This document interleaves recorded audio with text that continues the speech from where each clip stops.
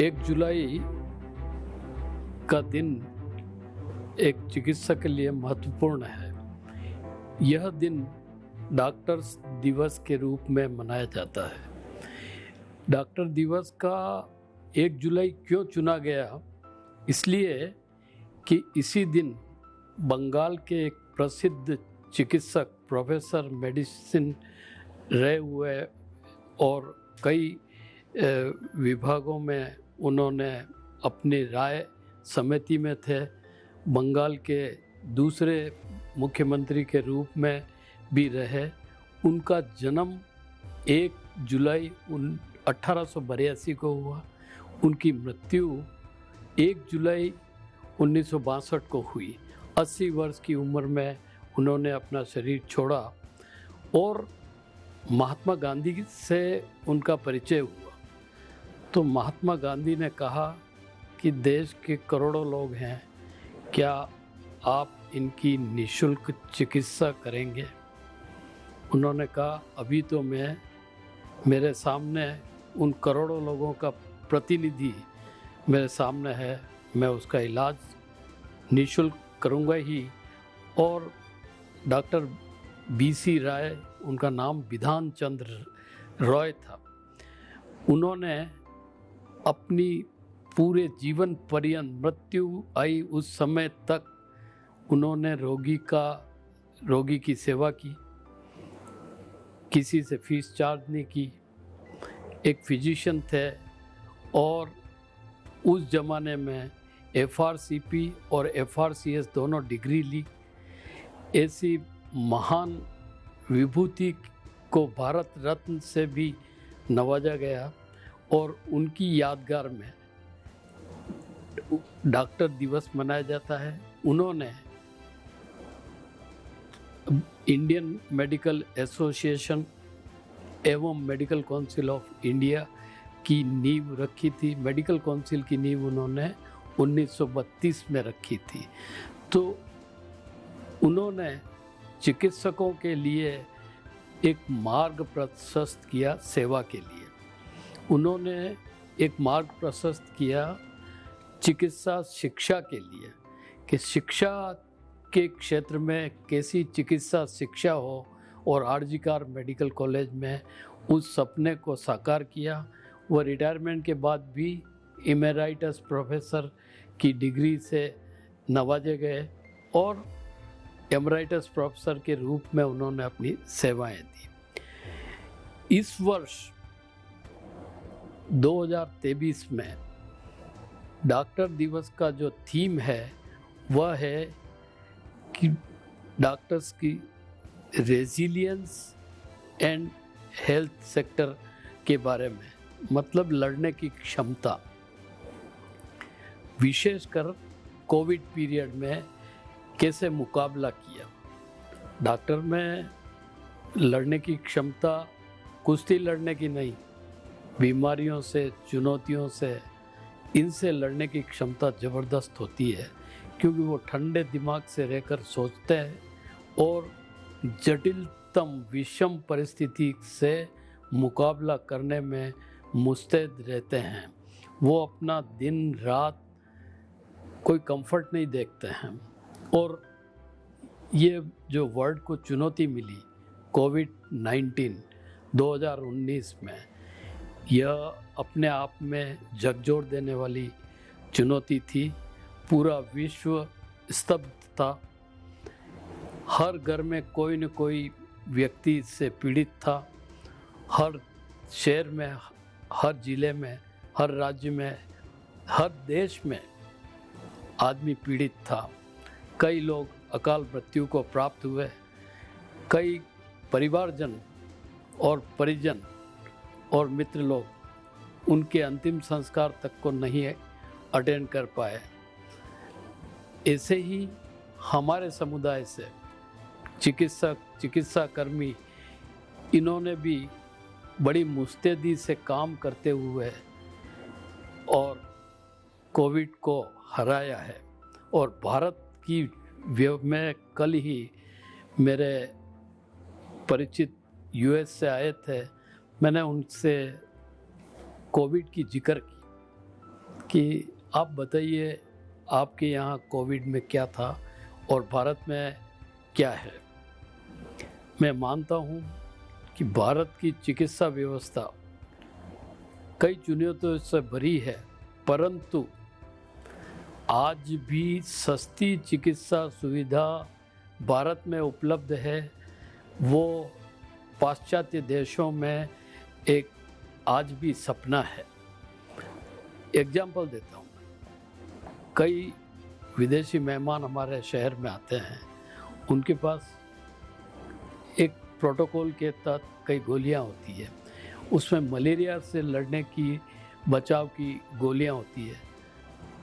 मैंने out of curiosity उन लोगों से पूछा, मैंने कहा भाई ये गोली कितने की है?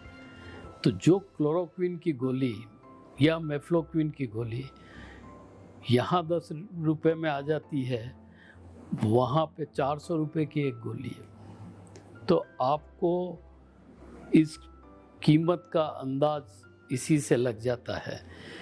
विदेशों में कोई भी चीज़ फ्री नहीं है, फ्री अंडर सर्टेन स्कीम्स है।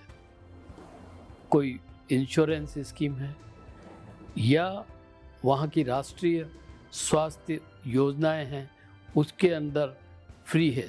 पर आज मैं जब स्टूडेंट था और आज में देखें तो आज कई चीज़ें हमको फ्री मिल रही है।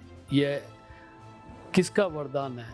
ये जो हमारी चिकित्सा समुदाय है, उस चैलेंज को वो स्वीकार करती है। इसलिए कई तरह की सुविधाएं, कई योजनाओं से चिरंजीवी, आयुष्मान भारत, इनसे मिल रही है। और कमियां और अच्छाइयाँ हर चीज़ में होती है, लेकिन हमारा नज़रिया हमेशा एक गिलास आधी भरी है तो आधी भरने का स्कोप होगा, इस तरह से सोचना चाहिए। न कि आधी गिलास खाली है, वो नहीं नज़रिया होना चाहिए। हमारा नज़रिया पॉजिटिव की तरफ होना चाहिए, नेगेटिव की तरफ नहीं होना चाहिए। अस्पतालों में जैसे भीड़ आती है, अनकंट्रोल्ड भीड़ आती है, भाई जो ज़रूरतमंद है, एक एग्जाम्पल लीजिए, किसी को कोविड हुआ और कोविड के टाइम पे आप रियल हालात में जाएं तो आपको पता लगेगा कि कोविड के समय में एक परिजन अपने दूसरे परिजन से नहीं मिल सकता, एक मित्र अपने दूसरे मित्र से नहीं मिल सकता। बड़ी चुनौतीपूर्ण स्थिति हमारे सामने रहती थी। मैंने निजी अनुभव के आधार पे बता रहा हूँ, मेरे घर में मेरे 2 सगे भाई थे, उनको कोविड हुआ। एक वेंटिलेटर पे गया, 1 महीना तक अस्पताल में रहा, ट्रेकियोस्टोमी हुई। उन डॉक्टरों के दल ने कितनी मेहनत की। उस समय ट्रेकियोस्टोमी करना या वेंटिलेटर के लिए एंडोट्रेकियल इंट्यूबेशन मौत से मुकाबला करने के बराबर था, लेकिन उस चुनौती में उन डॉक्टरों ने काम किया, ऐसा वर्ल्ड में कोई नहीं कर सकता। उस तरह का काम उन लोगों ने किया। इसी तरह से मेरे एक बड़े भ्राता थे, वो नाथद्वारा में अस्पताल में इतनी अच्छी सेवाओं पर रहे, लेकिन उनका उस दिन पता चला कि उनको भी शुगर है, उनका किडनी खराब है। तो कई बीमारियों ने एक साथ जकड़ लिया और वो मृत्यु को प्राप्त हुए।